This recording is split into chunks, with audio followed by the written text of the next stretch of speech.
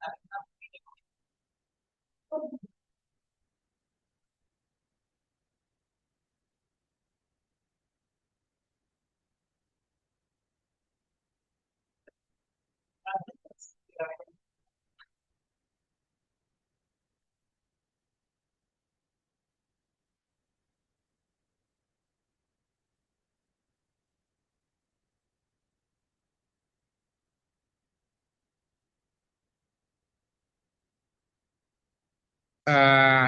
Thank you, everyone. Let me in 5 minutes, then we can start our program.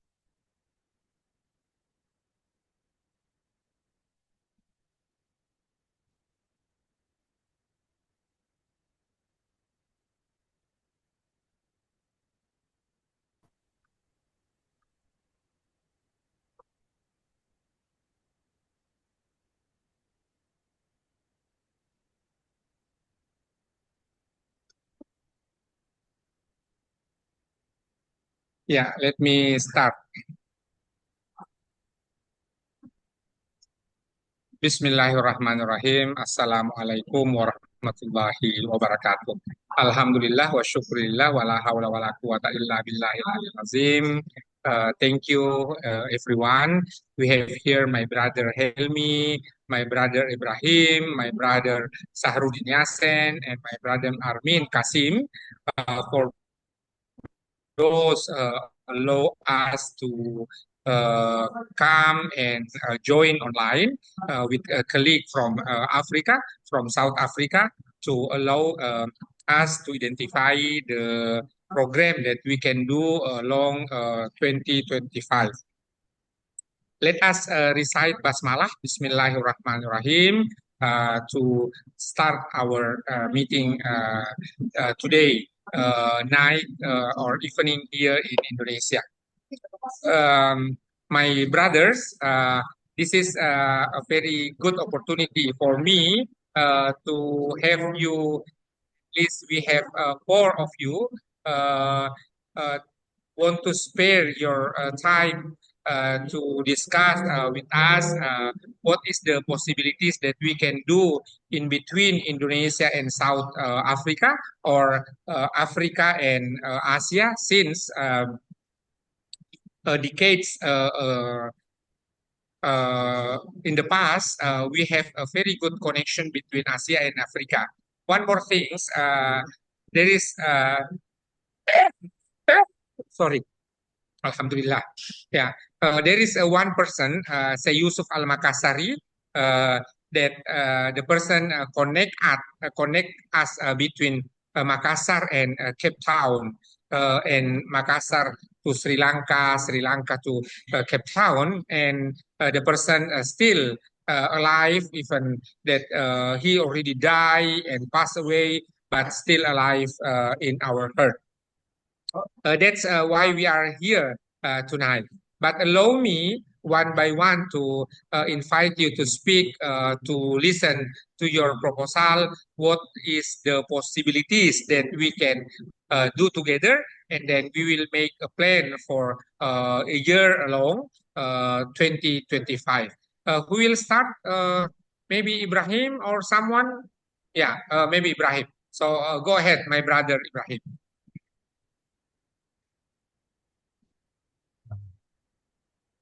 First of all, أعوذ بالله من الشيطان الرجيم. Bismillahirrahmanirrahim. First of all, shukran for inviting me to your program. It's always a pleasure for me to speak, especially on these important topics. In this case, it deals with education and so on, and the possibility, if I understand you correctly, just rectify before I elaborate, and the possibility of forging important ties and mutual cooperation, how we can mutually learn from each other with regard to various issues centering in and around education. I think possible. Is that basically what you're saying? Is that what you're asking? If I may ask you. Yes, sir. Yeah, my brother Ibrahim, that actually we can listen from your presentation what is the possibilities that we can do together, and then somehow we can relate to say Yusuf, for example. But if not relate, it's not a problem as long as that we can connect between Africa and Asia, or we can connect between South Africa and Indonesia. Go ahead, my brother. Shukran. There are always possibilities, we do have similar history. We both an emerging economy. Uh, we were both colonized as such. So we do have similar issues as such that we would like to rectify. And that manifests itself more or less in many of our educational structures as such. For example, in South Africa, we're sitting post-apartheid. We're sitting with the legacy of apartheid. You sat with the legacy of colonialism. In 45, you lifted it. We have more or less similar problems. So what are we going to do about our identity? Are we African? Are we Indian? Are we Asian? These are all necessary questions that we ask ourselves. Do we speak English? Do we speak Afrikaans? Do we speak Bahasa Indonesia as such? These are all important questions that rock up as such. What about our Islamic identity as people? How does the state define identity in post-apartheid South Africa? Does it agree with our notion of what it is to be a South African? Who are the South Africans? Do we have the same crises the Americans are going through with regard to identity, and so on and so forth? These are crucial issues as such. How do we prepare people for the future? How do they log on to the future, so to speak? We need to look at all those particular challenges as such. How can we use Sheikh Yusuf, for example, and our past heroes? How can we use it as a way of redefining our identities to our Guru Sheikh Yusuf and so forth, and yet remain African in one sense? And that is the big problem that we have in post-apartheid South Africa, identification. And we're all in the making of it. So if you ask how we can learn from each other, Indonesia, for example, went through the idea of discarding the Dutch language. The result is that much of your past, when I was in Indonesia in 94 in the archives, very few people could understand Dutch. It's a good thing to discard colonialism. But there is something about the Dutch language that's important for you as Indonesians. Without that language, you won't be able to delve into the past. And then I found amongst many Indonesian academics, not the older ones. The older ones know, they know Dutch. I'm talking about the younger generation. And that is why a retention to some extent of what was colonial is crucial. We must use those instruments as such and not be carried away by it, and not go through what Europe, for example, is also going through, after the collapse of communism.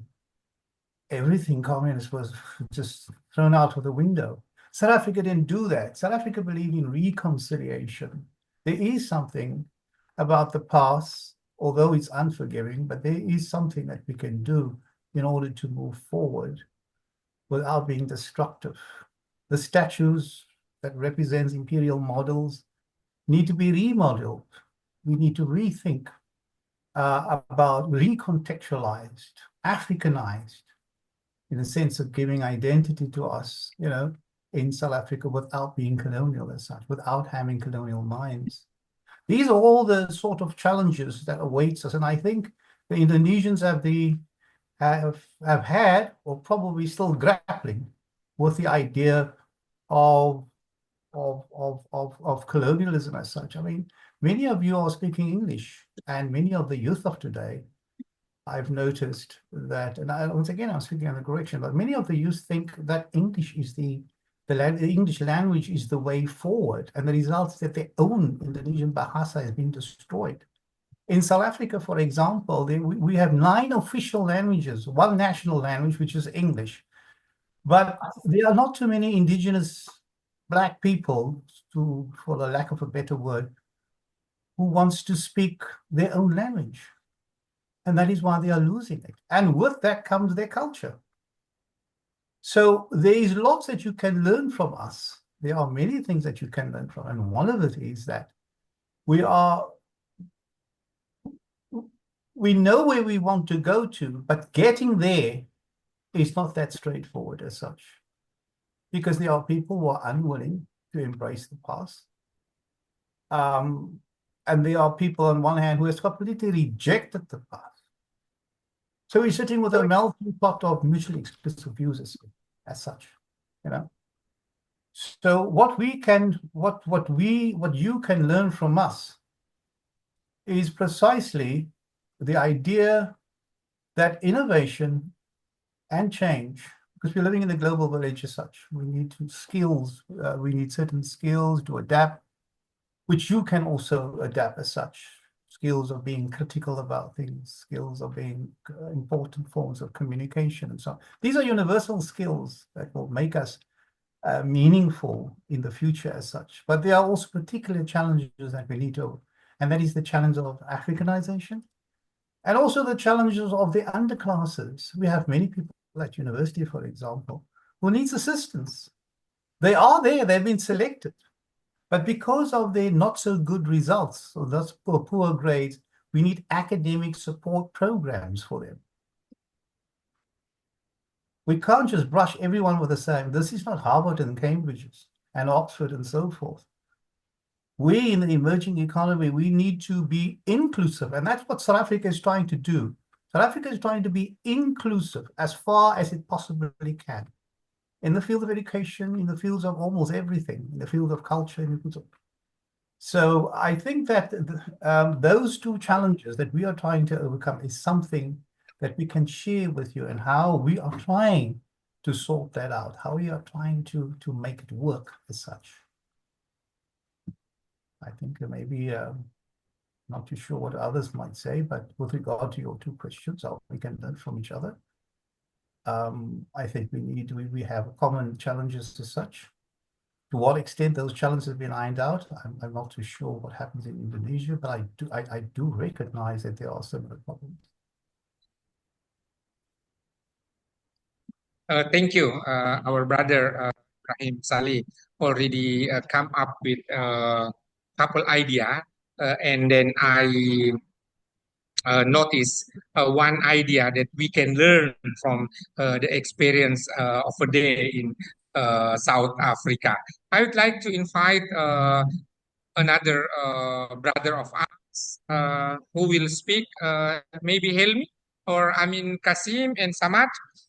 But Helmi already turned on the camera. I'd like to invite Helmi. Go ahead, Helmi. Assalamualaikum. Waalaikumsalam warahmatullahi wabarakatuh. Selamat malam. Selamat malam. Thank you, thank you. Oke, saya cakap bahasa Indonesia sedikit.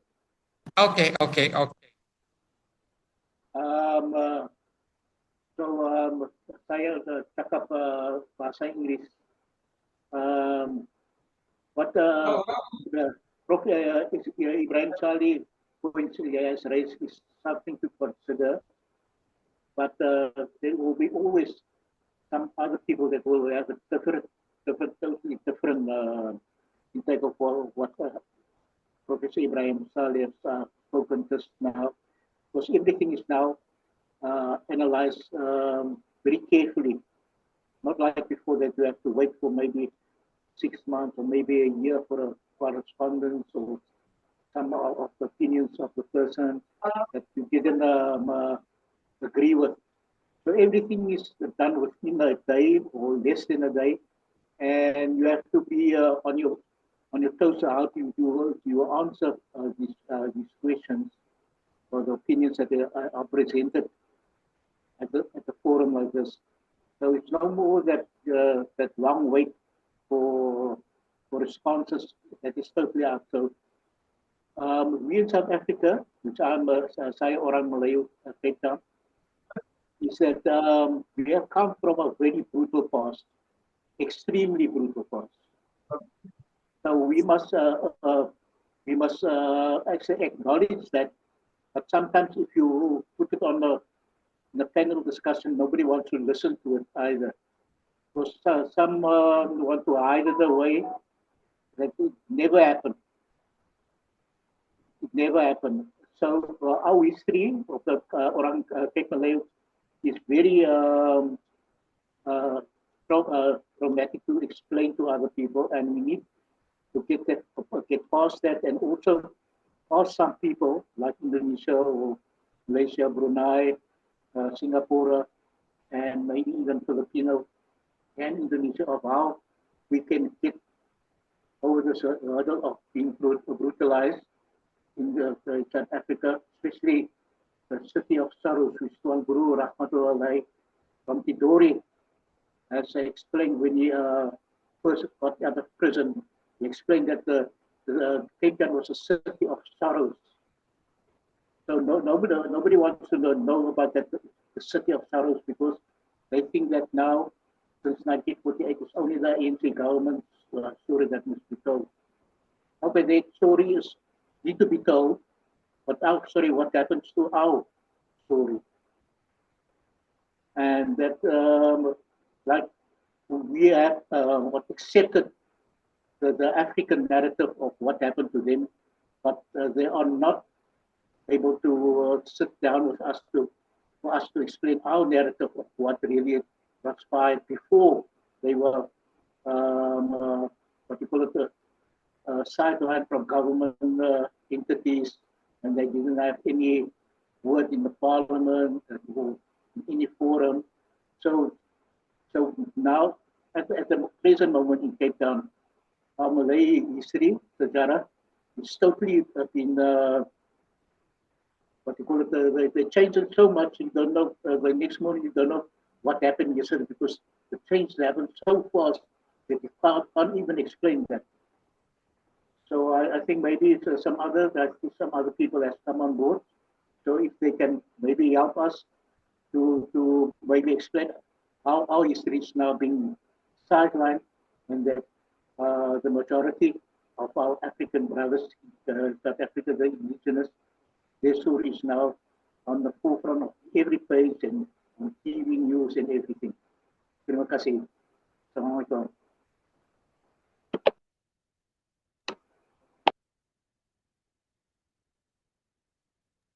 Thank you, our brother Helmi. And then I'm thankfully because he still can speak in Malay language. And then maybe it another topic, then we can go further how to identify about Malay people in Cape Town or in South Africa. Is there anyone who want to extend the speaking, Armin or Samad, before I invite a friend of us from Indonesia? We are glad here because we have the lectures from Denpasar, Bali, as we learn together that actually even though that Bali is a majority of Hindu society, on the other hand, they still have Muslim society over there, even it is a Muslim minority. So I still invite everyone to speak, Armin or Samad or anyone. But if there is no one, let me share my writing right here. Can I just, by way, just mention Yeah, go ahead. a very, very crucial point, and I'm losing, oh my goodness, I've lost it.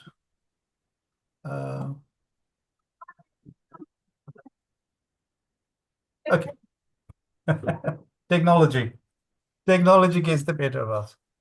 I hope Go I'm ahead, my connected. brother. I hope I'm connected. Can I go ahead? Yeah, go I ahead, can hear you. my I Go brother. ahead, yeah. You can Yeah. share You see, if the anything crucial from your point, computer. the crucial point, like I said before, the crucial point that we are busy with is redefining identity as such. How do we shed ourselves from the apartheid past? The apartheid has given us various ethnic labels as such. We were defined not as individuals, but we were defined as groups. Now, that might be good in Europe and elsewhere. But in a country in a country that does not understand ethnic divisions in a positive sense, but sees it because it was used in order to subordinate most of the population, ethnic definitions are out. This government, this South African government, does not fund you if you, for example, set up something that deals with kramats, and also which they regard as ethnicity.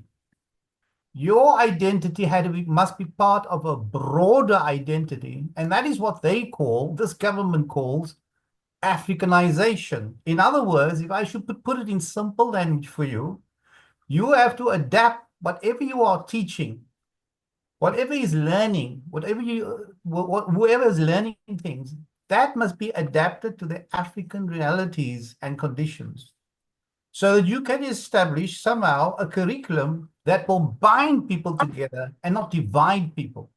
Now, that is a crucial factor. So the ethnic factor is tantamount to the racist divisive factor.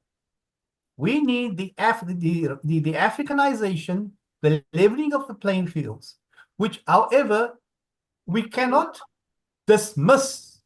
And yeah, I agree with Brother Hilmi. We cannot dismiss the intrinsic value, especially of those people who were excluded like ourselves.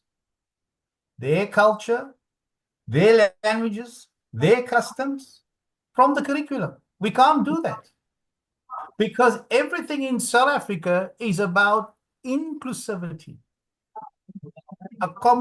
the unfolding of a national narrative that makes everybody feel at home. That is our challenge, a huge challenge that we have in this particular country called South Africa as such. And it's not going to be solved overnight.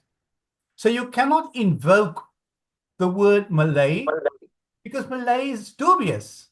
We have Indonesian origins, yet we are called Malay. And so the story, historically, it doesn't make sense. We have certain cultural traits that you can identify with, far more than what Malaysians can identify with. So we are far closer to the Indonesian archipelago, especially to Java, to the island of Java, where you come from, the island of Sulawesi, Tidore, and so on and so forth. Far more closer to those in terms of rituals, in terms of ideas, and so on. But we are very African-based because we are also a mixture of other groups. And that is what makes us a melting pot, not a homogeneous entity. Like Indonesia is not a homogeneous entity. You have a the Indonesian national Bahasa. We have English that binds us, but that's about it. Furthermore, you have cultures, 8 ethnic different black groups, and it's not going to go away.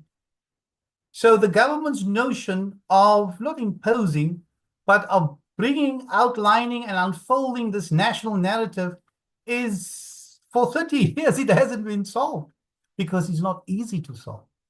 So my lesson here to you is that ethnicities cannot be wished away, but we must take the intrinsic value of each and every ethnicity as such.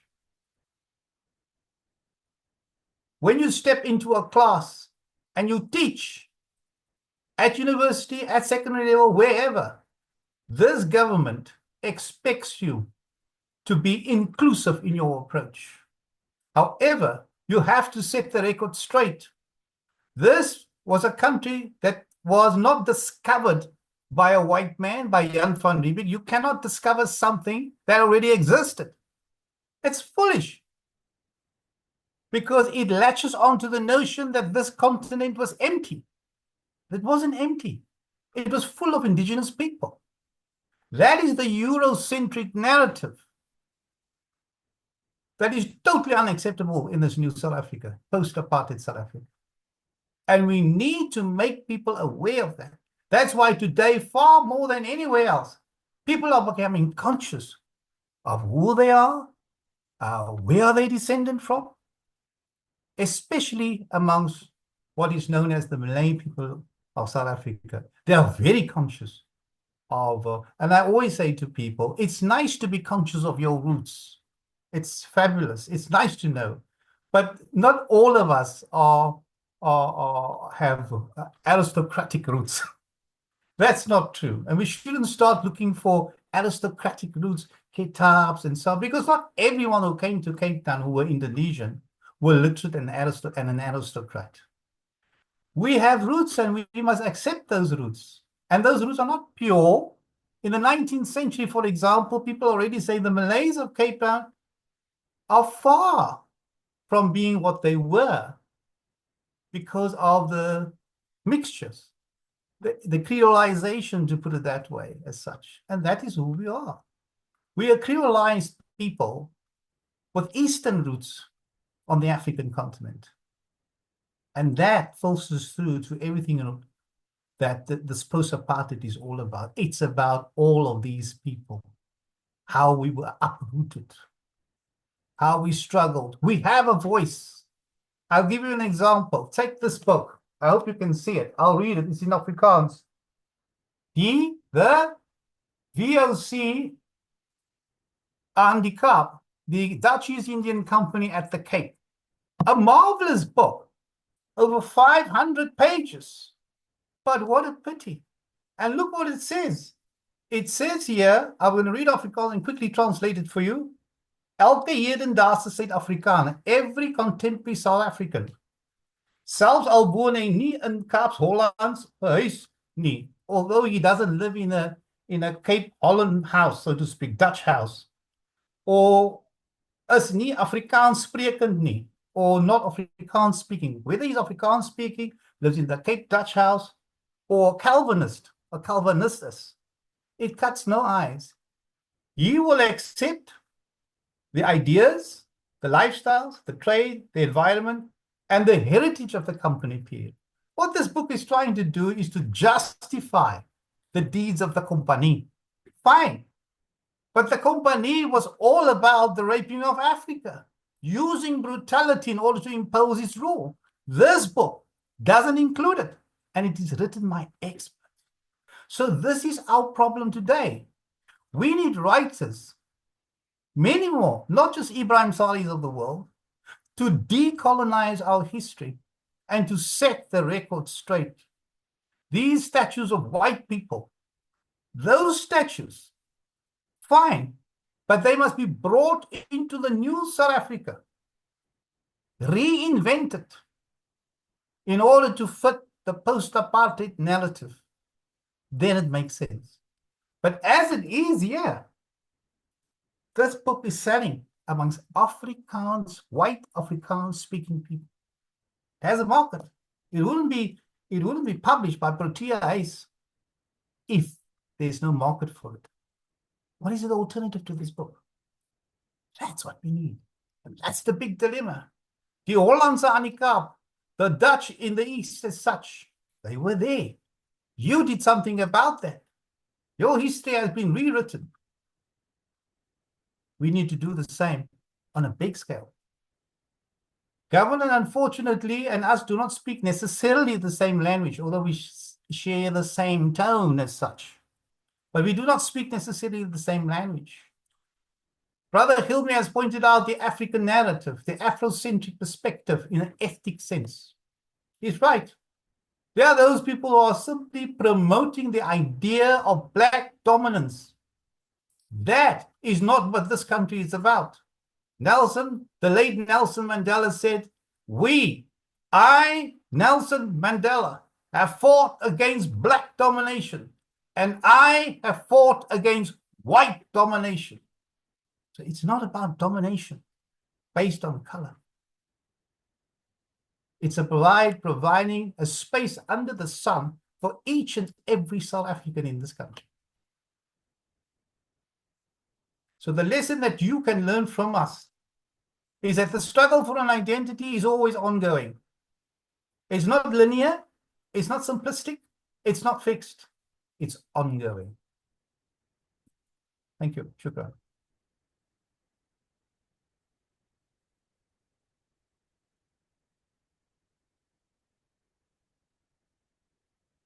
Thank you, Ibrahim. So the key, another key from our brother Ibrahim is about the inclusive education. The somehow we learn ourselves in a group, we learn ourselves in group identity, and somehow the group still have any kind of connectivity with the past. For example, VOC at a time, because there is one data says that in Indonesia it's around 300 years in total. But some another data says actually 300 years, not all the Nusantara at the time, but only part of them. But again and again, thank you to Brother Ibrahim Salie that rise up a lot of things, the data, and then encourage, rise the key points of our uh, topic. And then in terms of this one, we can go further. What is the possibilities to do the kind of research? One more things. Let me share my writing right here. At least we have five friends of us from um, uh, Africa. We have Saleh, we have Helmi. Only single name, or you have last name? And Shahrudin Yasin, we have Armin Kasim and Samad. Yeah, hopefully this through friend of us that can connect us to the higher education of South Africa, not only in Cape Town, but it is another place South Africa. Okay, that's a very good book. Maybe Helmi, do you want to say something about that book?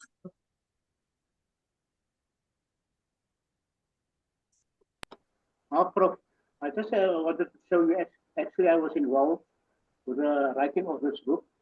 A person from University of Malaya came to Cape Town, and then he asked me if I can assist him to record some of the Malay people, and he was very specific, Malay people. Now, I think there's a bit of a argument here in Cape Town. What is how you define Malay in Cape Town? They don't know the people of the Nusantara, or most of the people on the Nusantara is called Malay or Malayo people. And I think there's the argument that we need to understand that the people of the Nusantara is Malay or Malayo.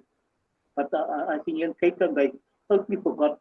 So they don't want to read actually what's the difference between being a Malay person and Malayo person.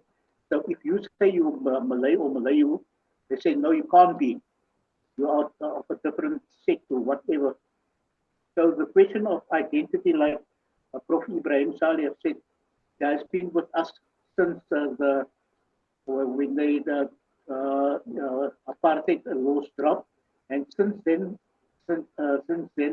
we have been shouted around saying, no, you can't be a Malay because you're not from Malaysia, and all this arguments that we have now in Cape Town. So this person, his name is Hanapi, Professor Hanapi Bingola, and he was instructed by Professor Wan Hashim from the University of Malaya to record only Malay people in Cape Town. It's quite extensive. You can't get the copy of the book in Cape Town. Everything is printed in Bahasa. So, but there are some inconsistencies in the book also, because I was not there for him to record from the word at the beginning. So afterwards, he had changed some of the storyline in the book. And it has been a difficult, read for most of our people in Cape Town, because, like Prof. Salie said, we can't baca Bahasa Indonesia or Bahasa Melayu. So it has been put on a back burner. But Alhamdulillah now, with the phones that can translate instantly. So I don't think maybe in a year or two, most of Bahasa Melayu books that was written in Malaysia or Indonesia can be translated immediately. So I just want to say that um, yeah, when I started with them, it was already 3 or 4 months within writing this book for the University of Malaya. So, but I was glad to assist him because I think he had a total different, what you call it, people were giving information, but didn't know what they were talking about. They didn't have any research material to support what they were saying. So what I did, I showed the places of meet people that they have concrete actually evidence of who they are saying that they're orang Melayu. So just want to hear that matter. Alhamdulillah.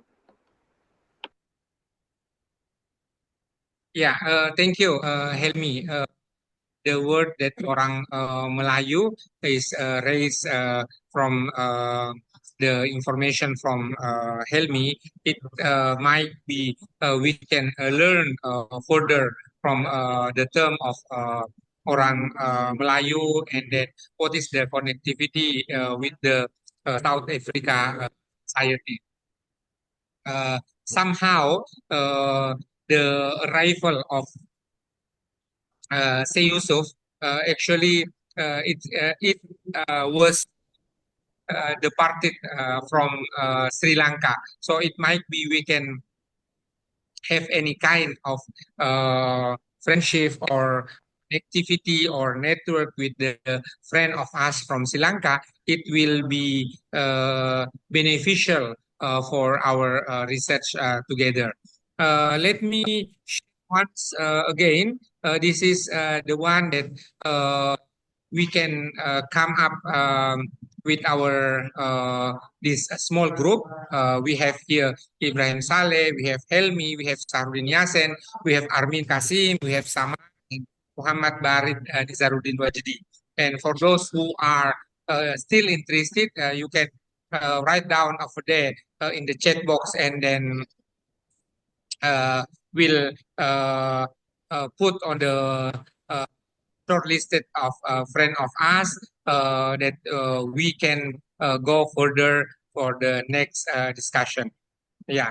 One more, the additional from a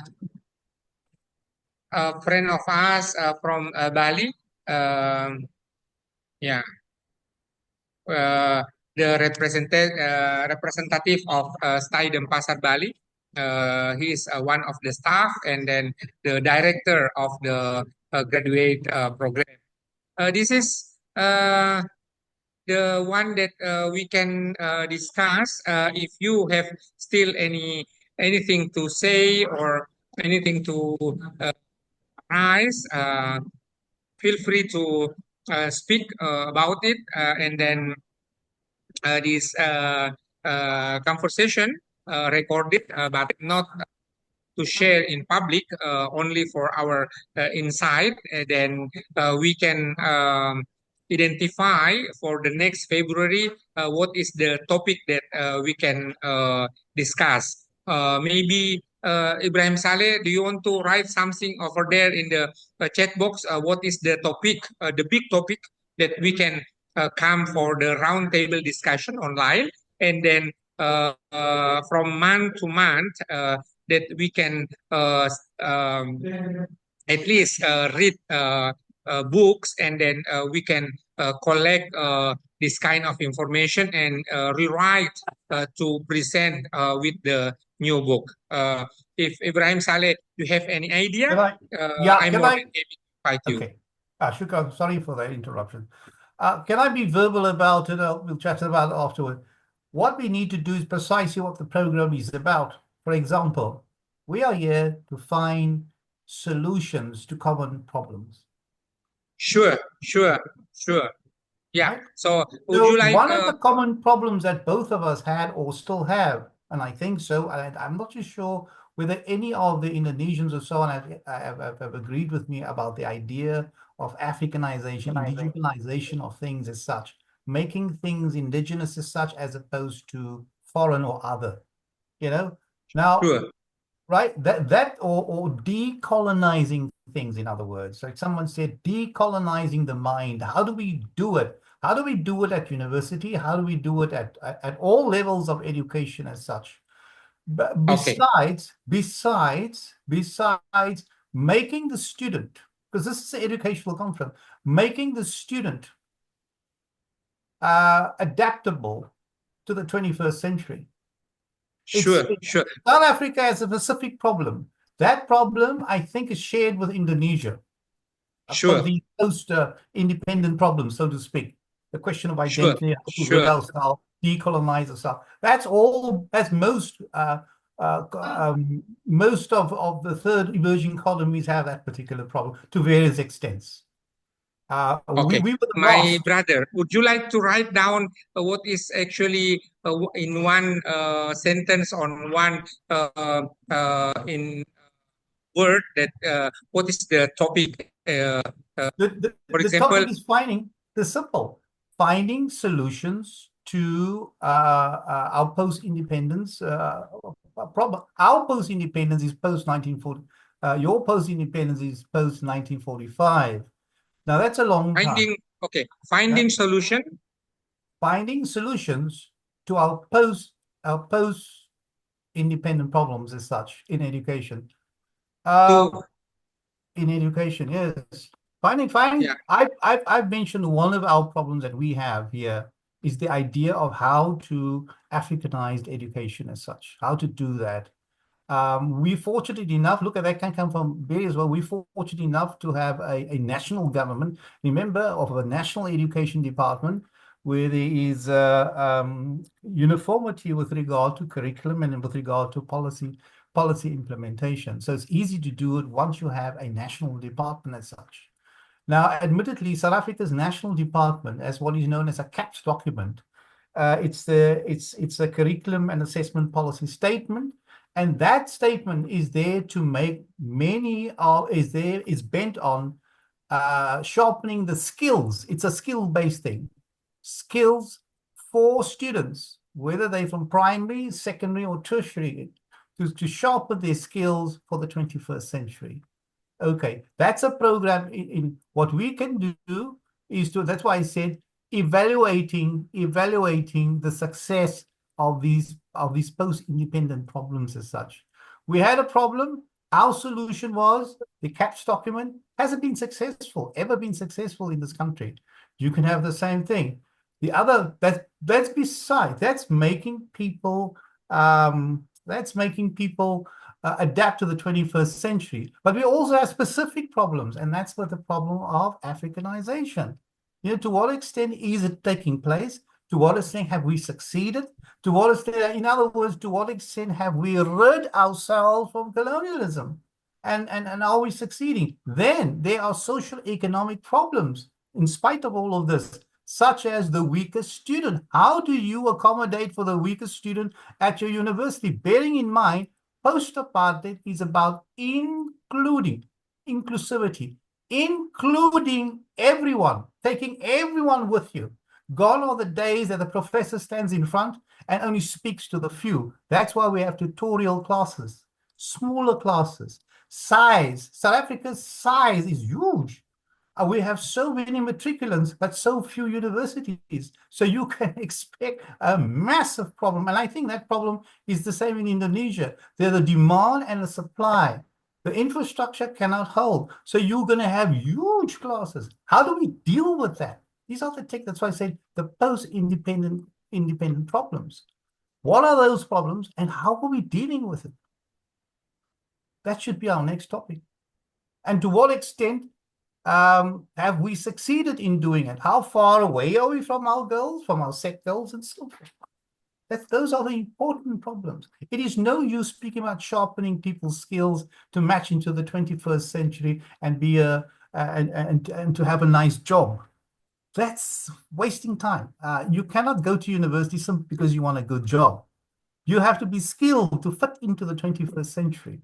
Because that is why arts are dying in the world. Arts are dying in America. Arts are dying in Europe because of the overemphasis of linking productivity and university education. So you go to university in order to get a good job.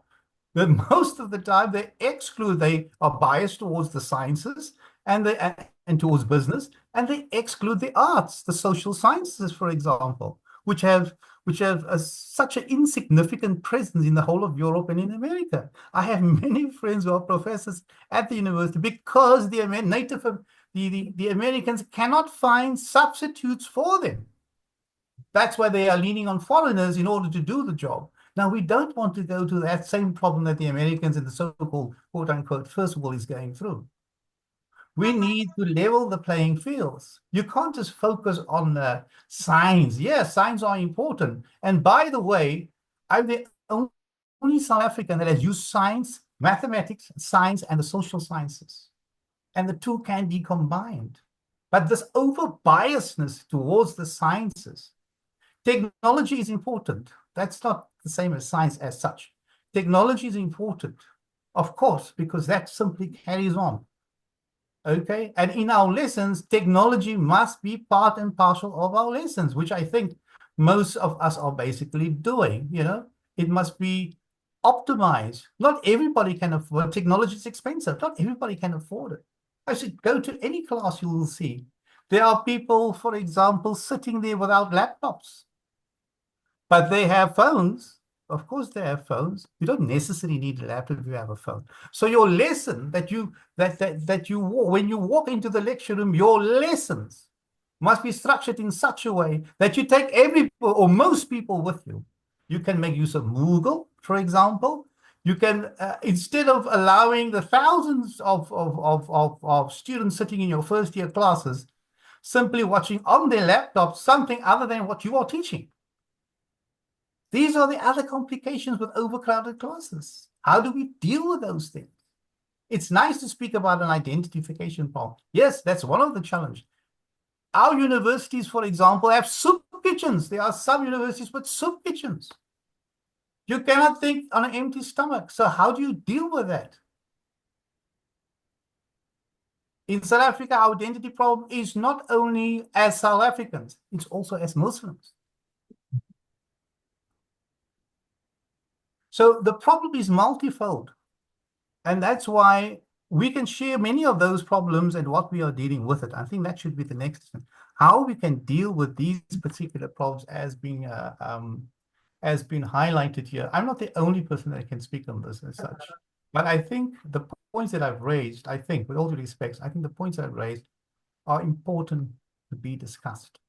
How we deal with post-independent problems, which means me and you need to identify those problems as such, post-94 problems, post-45 problems. To what extent we have succeeded. We have 30 years, only 30 years of post-independence. You have since 1945, to what extent? Your dropout rate, I read the other day in Indonesia, unfortunately, I'm not too sure that what I'm reading is true, but the dropout rate is huge. How do we stop that? How do we stop? Dropout rates are in everywhere. They've discovered that even in South Africa, when a child starts with grade 1, and by the time they get to grade 12, I think you're also in the grade system, we've been Americanized. The time they reach to grade 12, that's not what we started with. If we start with 1,000 or 2,000, 200,000, we need to end up with 200,000, but we're not. That's why I'm saying there's something wrong. Social economic factors do play a role. People fall out of university to drop out like flies, not because they're stupid. Nobody is. How many people take so long to graduate? Not because they're stupid, because they don't have the money to pay the fees to graduate. And these are the social economic, and I haven't even mentioned some. I've mentioned other factors that South Africa faces itself, and I'm sure those are the factors I think the two countries can share and how we are dealing with it. Because I think it's a global problem. Besides being a global problem, it's also a problem that's specific to South Africa as such. Because of the inequity, because of the inequalities, you're more likely to have academic support programs. Do you have academic support programs? And how do you have academic support?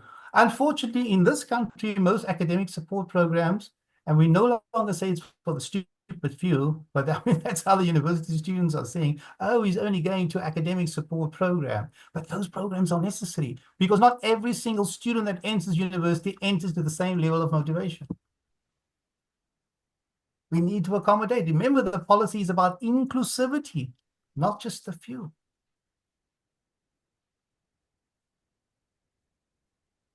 So I think that the next topic should be challenges. I wouldn't rather say problems. Let's look at the challenges facing our countries as such and what progress had been made. And we can take challenge one step at a time as such. How do we, there are also universalities that everybody needs to go.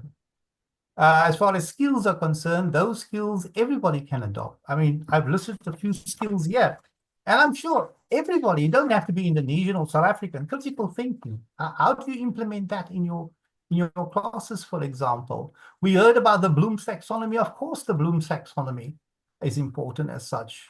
It starts with levels, 6 different levels. How do you incorporate that into your lessons? How do you differentiate between first year, second year, third year, honors, masters, when it comes to, remember, there's still exams and modular systems that we have copied, essentially from American universities with disastrous consequences.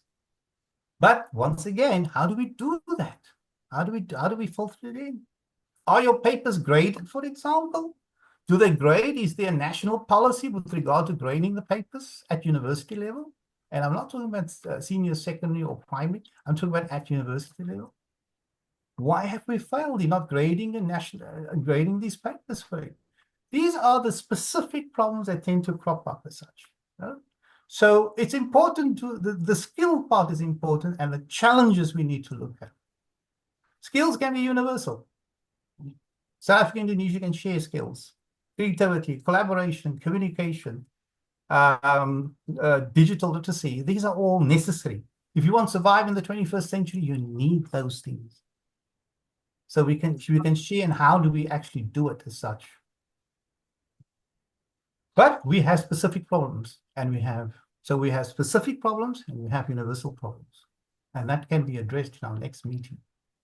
The specific and the universal problems, in order to optimize greater benefits for both the, especially for the student as such, because innovation is is very, very important. Without innovation, linear thinking and fixed thinking and being fixed about so many things are out.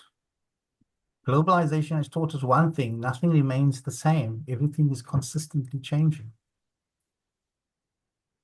Yeah, thank you. I write a lot of things from this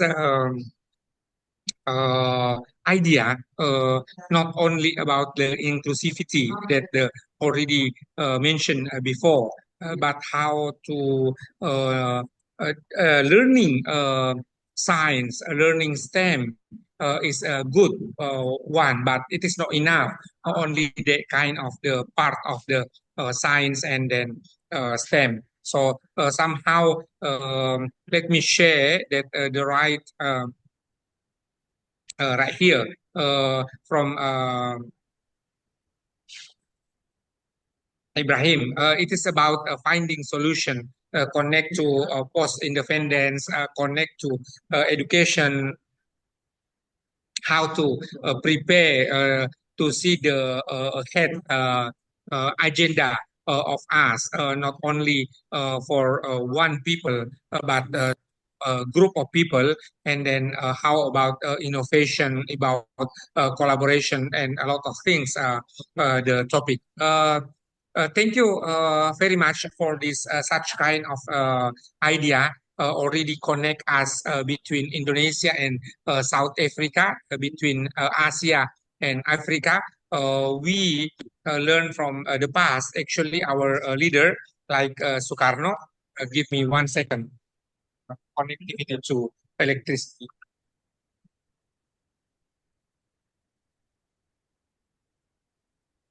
Yeah, we learn from like person Sukarno that he can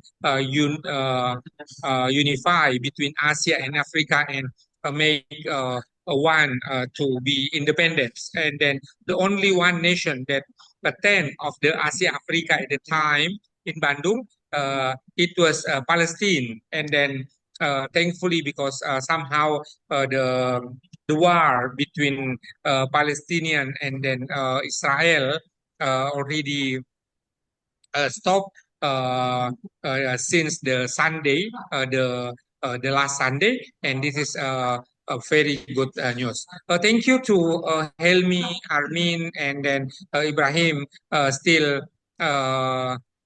stay with us, and then I already write down and notify the topic that we can go further. And by the end, I would like to invite once more every one of us to say a closing statement. Maybe we can start from Ibrahim or Helmi,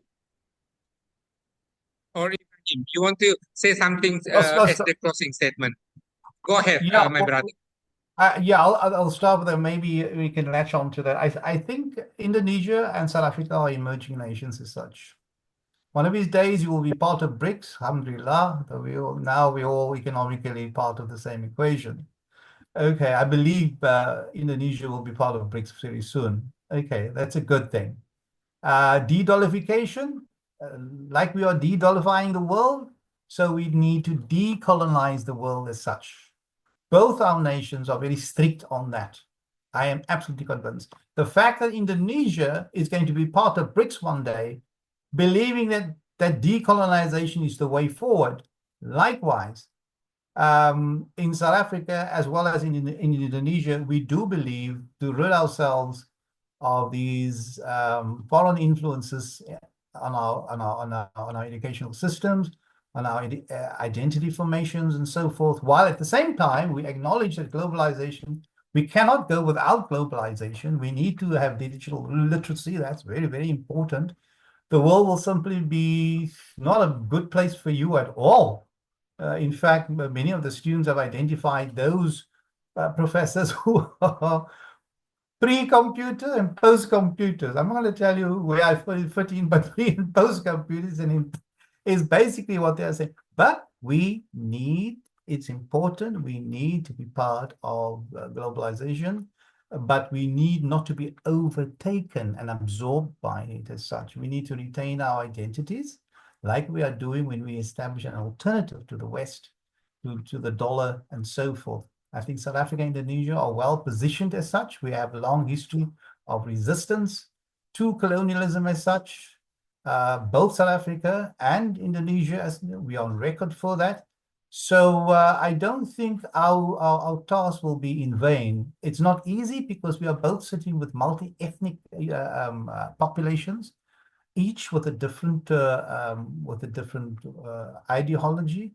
We do recognize the intrinsic value of those cultures and different languages and so on, but the difficulty is making it transforming and making it part of the national narrative as such. How can we all get everyone under the same banner and how long will that basically take? So I think that this is a very important, what you have done is very important, it's very necessary, and it will certainly, inshallah, benefit both our countries, and especially those who do participate. And hopefully these ideas will be taken from this symposium and will filter down to others. I don't think that we are saying completely new things. I don't think so. I'm sure this has already been discussed, but the way we are saying it makes all the difference, isn't it? Right? This is across interaction, so to speak, between different countries on a continental level. And it's amazing to find how similar we are, in spite of the fact that we have been 300 years separated from you, yet we do have similar problems. Alhamdulillah, wahda wa bihi nasta'in. Allahu Akbar. Allah. Thank you. I would like to invite Helmi to say something as the closing statement. Go ahead, Helmi. Bismillahirrahmanirrahim. Terima kasih banyak for inviting us for this discussion. We are very honored to be on this discussion program. Salie, I've been friends for a long time, and we discuss a lot of things different topics, and we always come over some agreements, some disagreements. But for this to happen between us in Indonesia, I think that there should be more interaction via virtual, and maybe if professors come here from researchers come from Indonesia, contact with people on the ground, not people that they say they're doing something, then they don't do something. These people must be kept of the portfolios of what they have done in the past, and there must be a record of what they have done for Indonesia and for Orang Malay here in Cape Town. We can't have people coming here and visit people, and they don't even touch base with myself, Ebrahim, Salie, and numerous other people. And I think Ebrahim, Salie will vouch for that, that they don't come to the people that works with the people on the ground. It should stop immediately. I mean, I don't know who's supplying information from Indonesia of who to contact when they arrive in Cape Town. We don't have any contact with people in Indonesia or here at the Consul General in Cape Town. So we need to have more contact of when the researchers come so that we can interact with them, not them going around sightseeing most of the time and taste some nice food at the restaurants and things like that. Should also stop, because it's money wasted, because they come here for a purpose to do research, and that is their own ultimate goal, to do research and proper research, not going around just eating, makan. That should stop.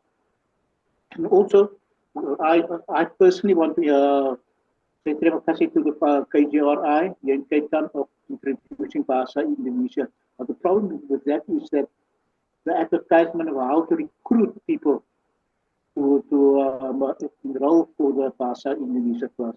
I think there should be also a discussion between myself, maybe, I don't know, I'm not a really expert of how to recruit people, or Professor Ebrahim, Salie, of how to recruit people to learn Bahasa Indonesia. That is important. If you don't understand the people's language, how can you communicate? You say your family or your distant cousin is from Indonesia, but you can't tidak bercakap bahasa. Tidak.